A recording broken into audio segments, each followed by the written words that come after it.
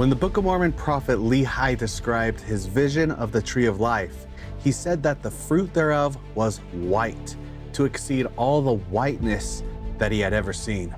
Nephi later echoed his father's words, saying that the tree itself, and not just its fruit, did exceed the whiteness of the driven snow. This idea of a sacred tree or its fruit being white has intriguing parallels in the ancient world.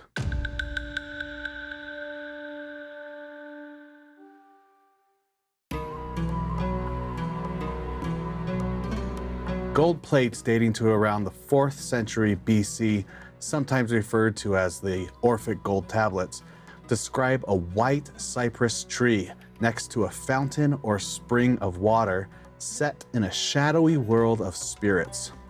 According to Thomas Dosa, the brightness of the cypress must have been thought to make it conspicuous in the gloom of the netherworld. He also saw the tree as a distinctive landmark in that dreary setting. Some scholars have seen parallels between the cypress tree and the tree of life spoken of in the book of Revelation. Turning to Lehi's vision, the tree of life was also associated with a fountain of water and contrasted with shadowy gloom, including a dark and dreary wilderness, a dark and dreary waste, and a mist of darkness.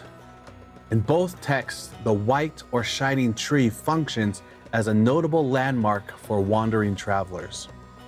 An early Christian document called On the Origin of the World states that the tree of life looks like the sun, and its branches are lovely, its leaves are like the leaves of cypress, its fruit is like a cluster of white grapes, and its height reaches the sky.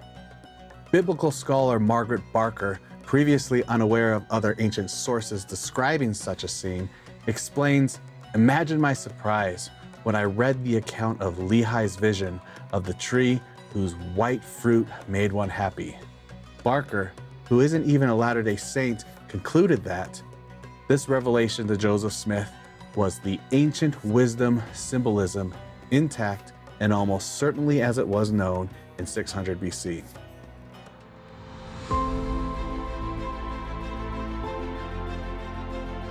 Another set of scholars have declared that in almost all mythologies, the tree of life is associated with light because the whole of organic life is dependent upon the light of the sun.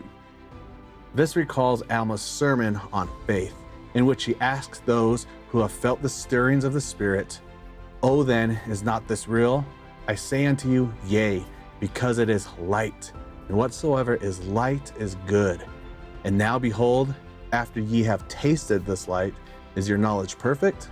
Alma connected this discussion with the fruit of the tree of life, which he, like Lehi, described as white above all that is white.